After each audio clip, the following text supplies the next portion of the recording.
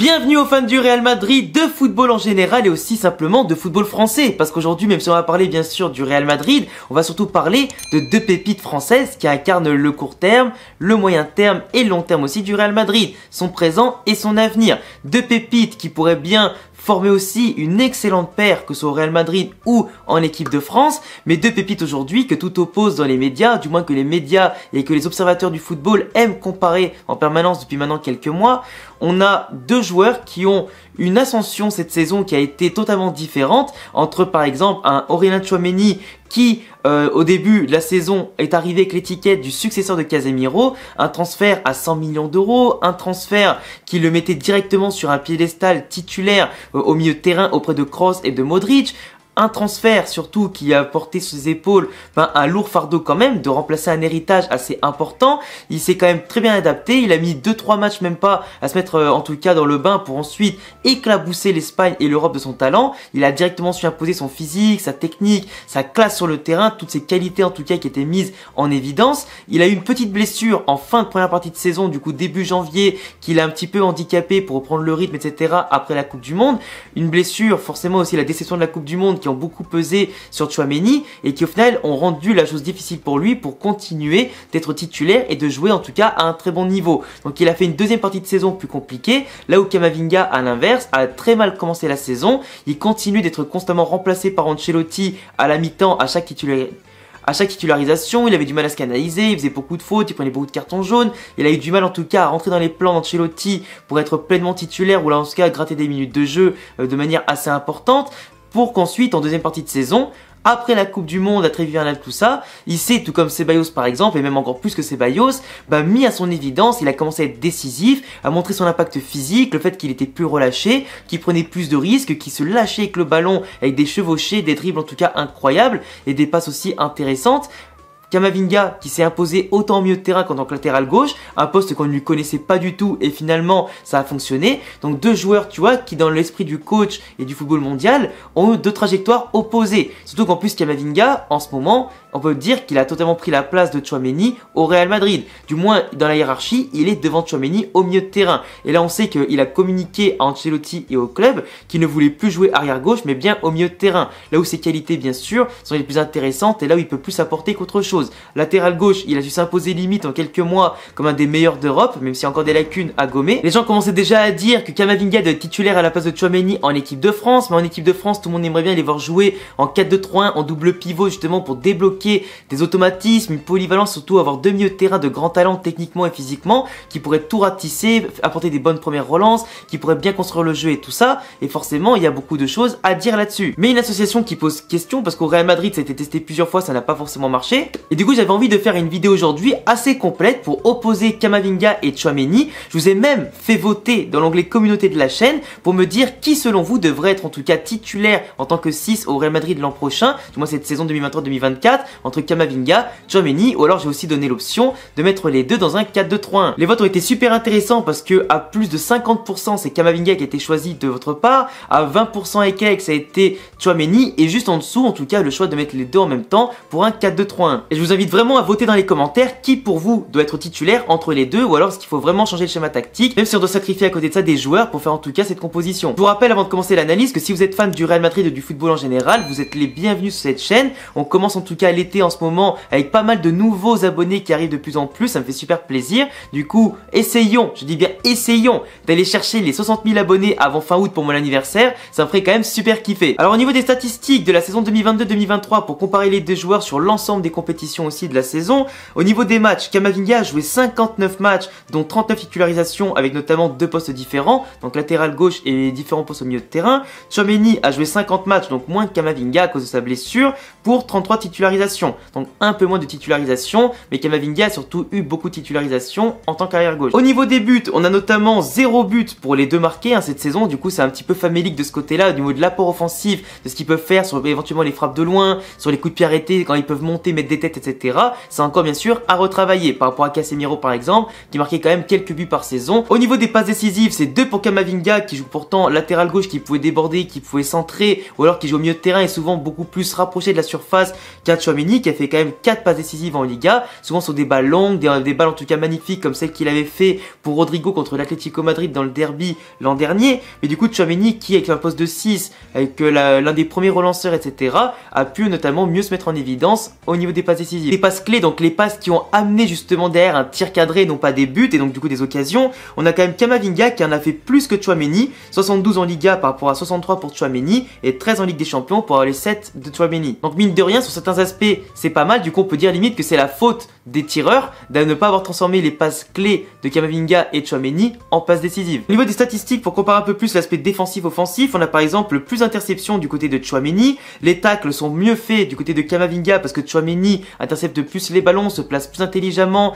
va mieux couper les lignes de passe et surtout mieux se positionner, ce qui fait qu'il n'a pas forcément besoin de autant tacler que Camavinga pour intervenir, et Camavinga aussi s'est tronqué. Camavinga en tant qu'arrière gauche, il devait forcément plus tacler que Tchouaméni. Au niveau des dribbles, forcément sur les chevauchés sur le côté ou au milieu de terrain, c'était Camavinga qui est largement au-dessus de Tchouaméni. On parle limite de 2 à 3 fois plus de dribbles forcément réussis et tentés par rapport à Tchouaméni. Dans les duels gagnés, Camavinga gagne davantage de duels, mais Tchouaméni gagne beaucoup plus de duels, en tout cas au niveau aérien. Au niveau des passes réussies, c'est Tchouaméni avec 92% de passes réussies à 89% pour Camavinga, et par contre dans le jeu long, Tchouaméni explose Camavinga de plus de 20% quoi. Camavinga fait aussi plus de fautes dans le jeu, mais par contre il en gagne aussi beaucoup plus grâce à ses portées de balle, ses dribbles et ses chevauchés. Tchouaméni lui il est beaucoup plus posé, il va pas forcément tenter de faire que des dribbles, il fait une belle conservation et il lâche très vite le ballon avec une bonne prise de décision, et il est aussi beaucoup plus propre dans son jeu. On peut d'ailleurs remarquer, parce que Camavinga a quand même pris 10 cartons jaunes sur l'ensemble de la saison, là où Tchouaméni, toutes compétitions confondues, en ayant joué un peu moins de matchs, on a pris que 3. Par rapport aux passes clés, les passes décisives, tout ça, ou même simplement les frappes que Tchouaméni peut apporter de loin, il a de meilleurs expectative goals, avec notamment 1,8 face au 0,8 de Camavinga, qui tire pas forcément assez, malheureusement. Alors maintenant, si je devais prendre la position pour Camavinga, moi personnellement, je le mettrais en 6 tout simplement, car c'est un joueur aujourd'hui qui apporte de la confiance et qui lui-même est confiant.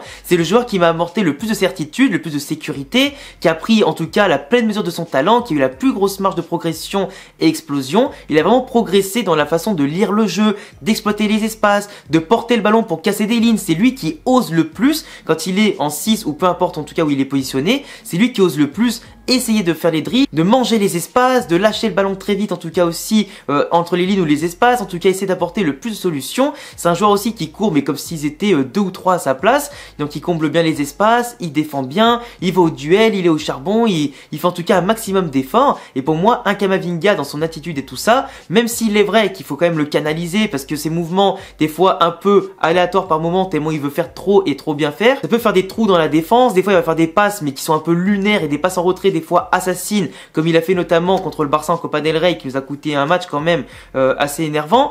Mais surtout tu vois, ça peut lui arriver de faire quand même des erreurs parce qu'il est trop fougueux. Mais globalement Camavinga, par son enthousiasme, mais s'il doit plus progresser en tirant davantage au but, en se mettant peut-être encore plus en évidence offensivement, tout ça, pour moi, et en se canalisant plus, pour moi Camavinga il incarne vraiment ce que je veux d'un 6 à ce poste là, une technique propre, des dribbles, de la fantaisie, de la classe et surtout une activité physique de tous les instants. Et quelqu'un qui sait aussi dépasser sa fonction, pas quelqu'un qui va rester cramponné à faire des passes latérales à gauche à droite et pas bouger. Son activité soulage les créateurs de l'équipe, soulage les latéraux en compensant leur montée, il soulage absolument tout l'effectif. Et pour moi, vraiment, quand il aura compris certains aspects et progressé encore plus dans le jeu long, mais ça va être encore plus un monstre en fait. Et on n'est pas prêt pour ce qu'il va devenir. Après, il fait encore un peu trop de fautes, il prend un peu trop de cartons, il faut forcément doser tout ça, surtout dans les grands matchs. Et il tend vraiment à progresser là-dedans et forcément c'est bon signe. Tchouaméni, moi ce que j'adore avec lui, c'est surtout sa capacité à lire le jeu, à toujours être bien positionné, à apporter toujours sa présence, à toujours en tout cas être là pour calmer et dicter le jeu. Quand il y avait Toni Kroos à côté de lui, t'avais 2 métronomes pour jouer jeu court et jeu long. Même si Tchouaméni doit encore progresser aussi dans le jeu long,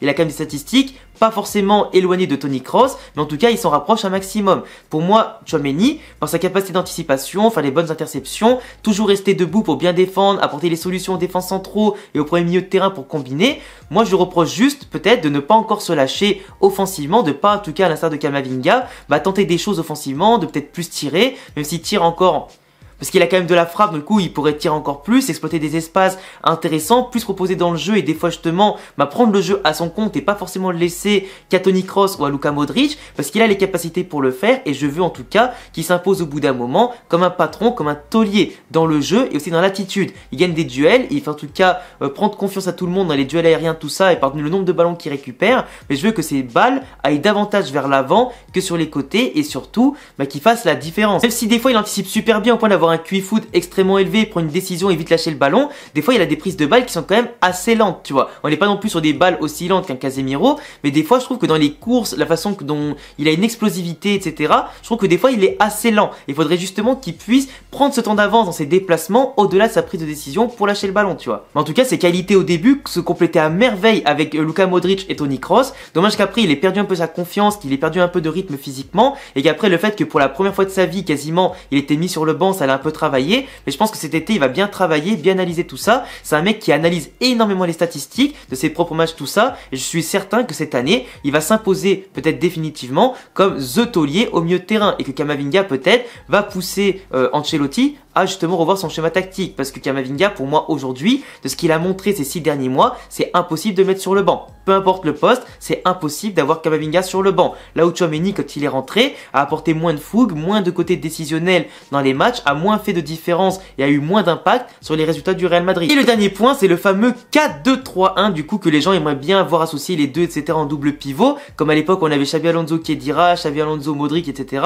qui fonctionnait à merveille avec Mourinho et début avec Ancelotti, avant qu'Ancelotti passe à un 4-3-3 avec Di Maria, Xabi Alonso et Modric aussi, comme ça. Mais globalement, le 4-2-3-1, pour moi, ce serait excellent pour le Real Madrid et l'équipe de France. T'aurais tous les deux qui seraient alignés tout le temps. T'aurais deux poumons vraiment énormes, en tout cas au milieu de terrain, qui couraient pour 12, qui feraient maximum de choses, qui se complètent à merveille. Mais à chaque fois que le Real Madrid les a alignés, ça s'est pas forcément très bien passé. Contre Almeria en début de saison, mais forcément, c'était les premiers matchs de Tchouaméni au Real Madrid et les premiers matchs ensemble, donc c'est compliqué. C'est pas forcément représentatif. Ils l'ont réessayé contre le Betis, ça s'est plus ou moins bien passé avant que l'un des deux se fasse remplacer. Contre le Celta de Vigo, c'était pas trop mal. En Ligue des Champions contre Leipzig, tous les deux ont pris l'eau et le Real a perdu. Dans ces schémas tactiques là, ça pourrait sacrifier soit Valverde, soit Rodrigo et aussi Modric par exemple et Toni Kroos. Du moins, faudrait voir lequel serait sacrifié, parce que dans un 4-2-3-1, je pense que Bellingham serait en 10 derrière un potentiel Mbappé qui viendrait, ou derrière Rossellou qui est déjà présent, Valverde qui pourrait être à droite, mais dans ce cas tu sacrifies Rodrigo. Du coup, avoir le schéma tactique que tu peux mettre en place, mais du coup forcément ça ferait des déçus. Mais en 4-2-3-1, pour moi je pense que les deux pourraient être excellents, mais le problème c'est qu'aujourd'hui tu n'as pas le temps,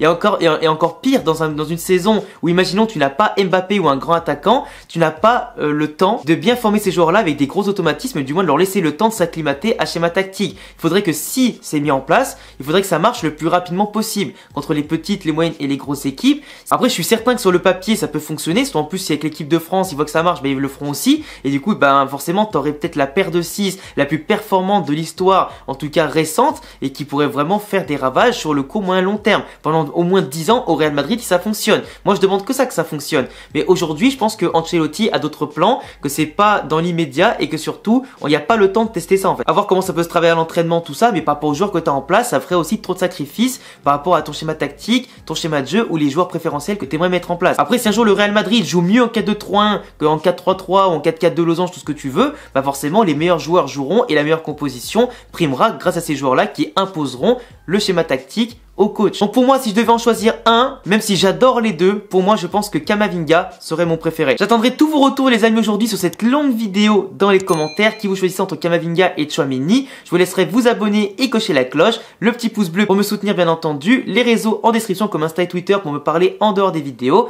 et à bientôt les amis pour de prochaines vidéos. Ciao.